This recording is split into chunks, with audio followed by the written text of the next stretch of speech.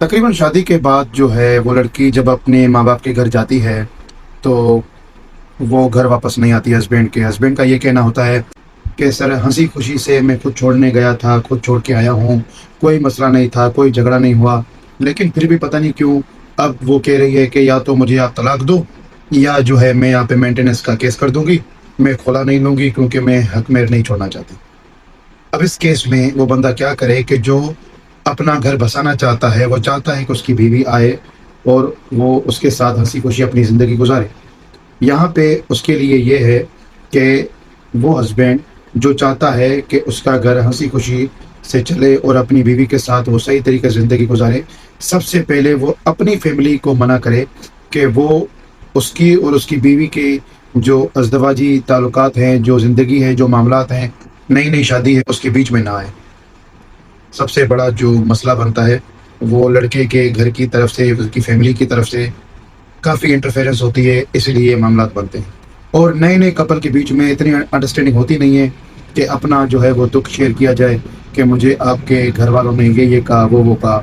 तो वो लड़की जाके अपने घर वालों को बताती है और फिर वहाँ से अगर बात 1% होती है तो 10% हो जाती है, क्योंकि एक अफेक्शन और लव का जो है वो ताल्लुक होता है बेटी के साथ। अब यहाँ पे मामलात को बनाने वाला कोई नहीं होता, दोनों तरफ से मामलात को बिगाड़ने वाले होते हैं। मतलब कि जज्बाती इग्नोरेंस होती नहीं है।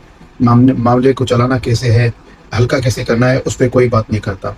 तो अब ये है कि जो हस्बैंड है अगर वो इन मामलात पे अमल करता है कि अपनी फैमिली को मना करे कि उसकी जो है वो शादीशुदा लाइफ में कोई इंटरफेयर ना करे, तो वो उसके करने के बाद कोर्ट में जो है फैमिली कोर्ट में सूट फॉर कंजुगल राइट्स का केस करे कि उसकी बीवी के जो है खिलाफ करे कि आपने मुझसे निकाह किया है और आप मेरी ज़ौजियत में हैं।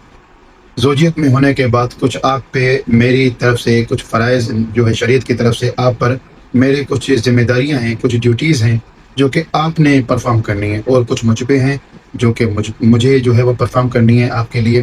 तो आप अपना परफॉर्म करें, मैं अपना परफॉर्म करूँगा। अब आप बताएं कि आपकी जायज़ डिमांड कौन सी हैं कि जो है जिससे बात बनने की तरफ आए। तो वो बताएगी कि मुझे सेपरेट जो है रिहाइश चाहिए, फॉर एग्ज़ाम्पल मुझे आपकी फैमिली से जो है वो इंटरेक्ट नहीं करना, या जो है मुझे ये चाहिए वो चाहिए, जो भी है जो जायज़ डिमांड होगी वो रखेगी वो अपने सामने, अगर वो रहना चाहती है तो। और हस्बैंड की तरफ से तो कुछ नहीं होता, वो तो चाहता है मेरा घर बस जाए। अब अगर वो लड़की उस केस में भी नहीं आ रही, उस केस को भी परसू नहीं कर रही, सूट फॉर कंजुगल राइट्स को, अपने माँ बाप के घर वो रह रही है, अब हस्बैंड क्या करे? वो तो चाहता है अपना घर फंसाना, वो तो चाहता ही नहीं है तलाक देना, खुला ले वो खुला ले या घर टूट जाए, वो तो चाहता है घर बसे। लेकिन वो सूट फॉर कंजुगल राइट्स में भी नहीं आ रही, तो क्या करें? तो अब ये है कि लड़की के पास मेंटेनेंस लेने का जो राइट है वो ख़त्म हो गया, क्योंकि निकाह में रहने के बाद माँ बाप के घर रह के हस्बैंड से मेंटेनेंस का वो बीवी क्लेम नहीं कर सकती। क्यों नहीं कर सकती? क्योंकि वो उसकी ज़ौजियत में है।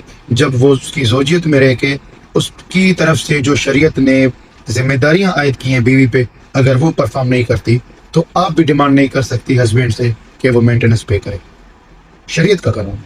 तो इस तरीके से ये मामला चलते हैं।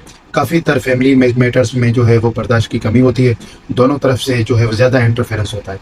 ये दोनों चीज़ें अगर नॉर्मल हो जाएं, थोड़ा सा दरगुजर कर दें 5-10 मिनट के लिए, काफ़ी मामला बच सकते हैं। बच्चों की ज़िंदगियों का सवाल है, बच्चों के कैरियर का सवाल है। अपनी अना को छोड़ें, बच्चों की खातिर बर्दाश्त करना सीखें, इग्नोर करना सीखें। अगर आपका ऐसा कोई मैटर फैमिली के रिलेटेड कोई डिस्प्यूट चल रहा है और आप मुझसे लीगल गाइडेंस लेना चाहते हैं, तो मेरा नंबर स्क्रीन पर शो हो रहा है, आप मुझसे रब्ता कर सकते हैं। Thank you so much. अल्लाह हाफिज़।